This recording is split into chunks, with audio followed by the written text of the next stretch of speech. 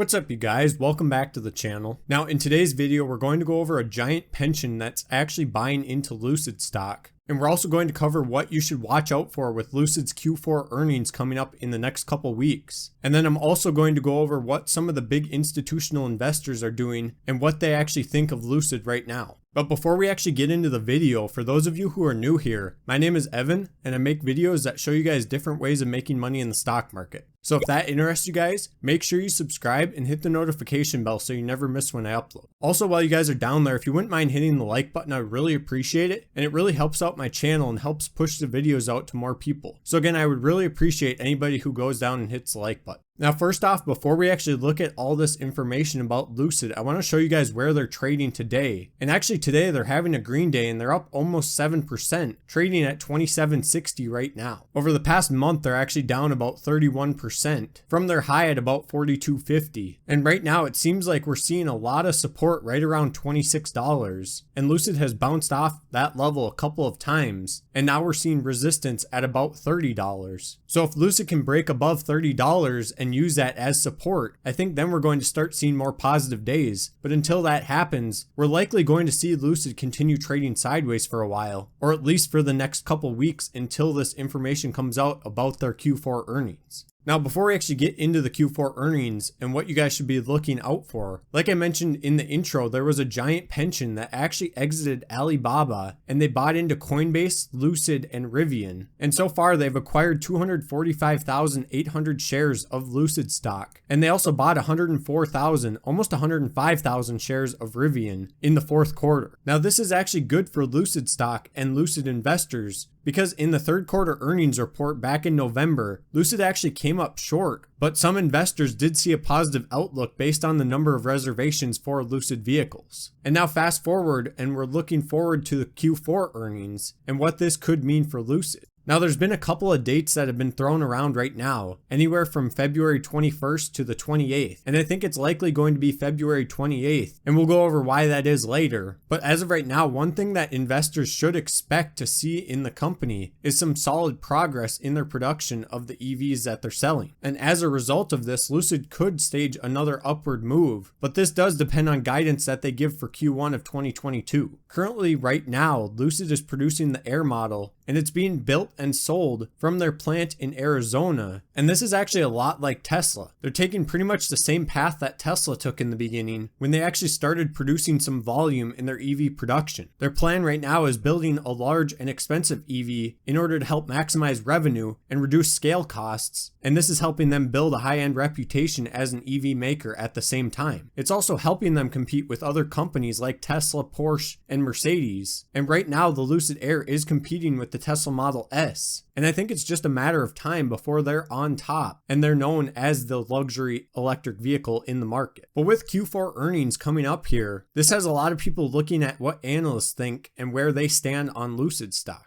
Because right now, Lucid has a market cap of almost $43 billion based on their price of just under $26 per share on February 11th. And this is pretty ambitious for a company that has yet to produce a full year of positive net income. They went public on July 26th in 2021 through a SPAC merger, and they now have $4.8 billion in cash at the end of Q3. They also raised an additional $1.75 billion in convertible senior notes on December 9th. And it goes without saying that most analysts believe this should be enough capital at least through their first year of production. And one of the analysts from Citigroup is one of the few who is very bullish on Lucid stock. And he has a buy recommendation with a price target of $57 per share, which is actually quite aggressive compared to other analyst predictions. For example, when we look at reports from Seeking Alpha, the average price target of 5 analysts is $41 per share, and TipRanks has the average price target in the last 3 months from 5 analysts at $36.50. Now that's still a 41% increase over today's price, but $57 per share, like I said, is pretty aggressive, and I wouldn't complain if Lucid got to that point. But you can see how that makes him one of the most bullish analysts that's looking at Lucid stock right now. Now, personally, I think there's not as many bullish analysts on Lucid because they're concerned that the company is not going to be able to last on their present cash resources. And they're also not sure how strong the demand is for luxury high-end priced EVs. For example, the Lucid Air starts at a price of $78,900 and they only go up from there depending on options, and they're currently competing with Porsche's Taycan, which is priced at $84,500, and Mercedes-Benz EQS starting at $104,000 almost. So while Lucid is one of the lower priced vehicles, when you compare them to Porsche and Mercedes, as well as Tesla's Model S, which starts at $96,000, it still makes it difficult for Lucid to sell vehicles because they don't have a reputation like these other companies. Now, I think they are going to gain a reputation pretty quickly because one of their models actually has a range of 520 miles, and that puts them at the top of the list for any electric vehicle ever produced. The next in line is actually the Model S, which has a 412 mile range, and so this is going to be very attractive to a lot of consumers, and I think that will give them an edge in the future. They just need to scale up marketing and get their vehicles out to people, as well as scaling up production and hitting these goals that they're setting. And speaking of goals, right now Lucid projects that they're going to produce 20,000 EVs in 2022. So I think this is a good number to strive for, but more importantly, we need to see what the numbers were for Q4 of 2021, and we need to see when the earnings come out how this is going to affect Lucid over the next few quarters. Now, as I mentioned earlier, nobody was really sure up until today, I think, when Lucid was actually going to release their Q4 earnings. Now, this earnings call is actually going to be different from the previous ones because they've actually partnered up with Say Technologies, and this is going to allow investors to submit and upvote questions to their management, and this is going to start on February 21st. So investors can submit their questions through Say's official website, and the Q&A feature is going to remain open until 24 hours before the start of the earnings call. And this is going to occur on February 28th at 5:30 p.m. Eastern. And then Lucid's management is going to select an unspecified number of questions from the submissions to answer. So I think that's pretty unique compared to other companies, and they're actually getting the consumers involved and the investors involved. They want to know what questions the people have so they can answer that and give people a better idea of where the company's headed. Just as a little insight, right now analysts are expecting earnings per share of negative 35 cents. And then the predictions for Q1 of 2022 are expected at earnings per share of negative 24 cents. So they are predicted to increase, but I'm more excited to see the financials and the actual money on the balance sheet as well as the production numbers, because that's where we're really going to see Lucid start increasing, when they can actually hit these production goals and when they begin mass producing their vehicles. There's not going to be much investor interest until Lucid can actually start mass producing vehicles and show investors that they're capable of that. Until that happens, I think the stock could trade sideways for a while, but that's going to be one of those bullish things that's going to push Lucid up and help them really start competing with the bigger companies. Now, as for institutional investors who are betting on Lucid stock, right now there's a handful of big investors that actually hold a pretty significant amount of Lucid stock.